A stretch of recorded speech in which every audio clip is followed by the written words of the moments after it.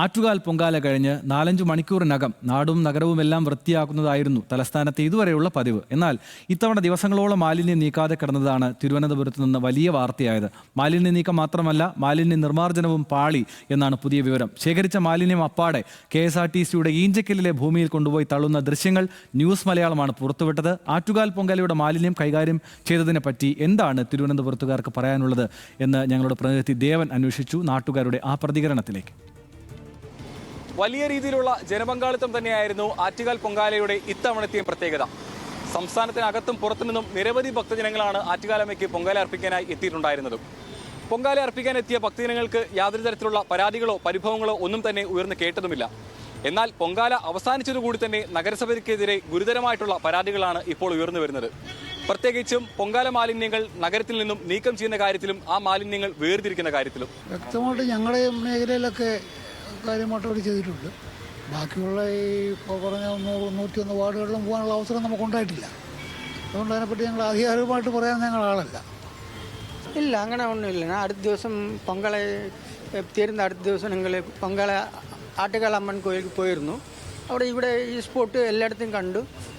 നല്ലപോലെ സുശുദ്ധമായിട്ടാണ്, നല്ല ക്ലീനായിട്ട് തന്നെ ഉണ്ട്. അതായത് അത് പറയണമെന്നുണ്ടെങ്കിൽ ഈ പറഞ്ഞ കാര്യം ഇങ്ങനെ ഞാൻ TV യിലും പത്രത്തിൽ കൂടെ കണ്ടു.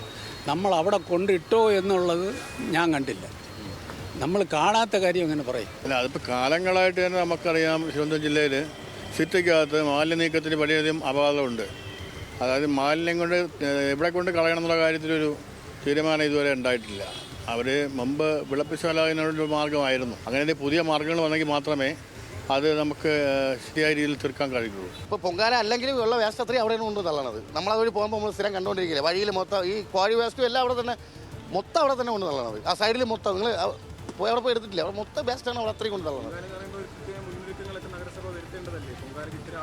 എല്ലാം പരസ്യം മാത്രമല്ലേ ഉള്ളൂ, വേറെ ഫലത്തിലൊന്നും നടക്കൂലല്ലോ. എല്ലാം പരസ്യം, മൊത്തം പരസ്യമാണ്. പരസ്യം മാത്രമേ പാളിച്ചെന്ന് വെച്ചാൽ മൊത്തം പാളിച്ചകൾ തന്നെ. ഒരു റോഡിലും ക്ലിയർ അല്ല. എല്ലായിടത്തും അവിടെ വേസ്റ്റുകൾ നിറച്ച് ഇട്ടിട്ടുണ്ട്.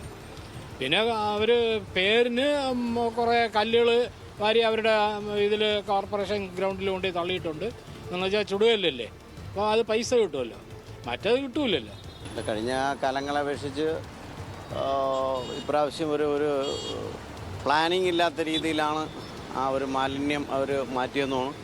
ഇപ്പോൾ യാതൊരു ഇതുമില്ലാതെ KSRTCയുടെ ആ സ്ഥലത്താണ് കൊണ്ടിങ്ങനെ ഡംപ് ചെയ്യുന്നതെന്ന് അറിയുന്നു.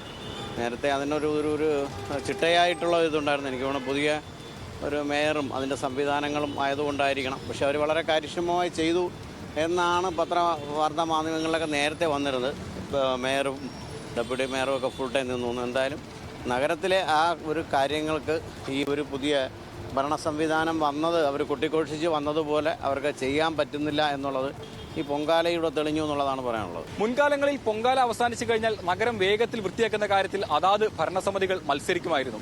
അതിനായി നഗരസഭയിലെ ജീവനക്കാരെയും വാഹന സംവിധാനങ്ങളും അടക്കം എല്ലാം മുൻകൂട്ടി തയ്യാറാക്കി നിർത്തുകയും ചെയ്യുമായിരുന്നു. എന്നാൽ തിരുവനന്തപുരം നഗരസഭയിൽ പുതുതായി ഭരണമേറ്റ BJP ഭരണസമിതിക്ക് ഇക്കാര്യത്തിൽ വീഴ്ച ഉണ്ടായിട്ടുണ്ടോ എന്നതാണ് ഇപ്പോൾ ഉയർന്ന ചോദ്യം. തിരുവനന്തപുരത്ത് നിന്നും ഷമീമിനൊപ്പം ദേവൻ MP, ന്യൂസ് മലയാളം.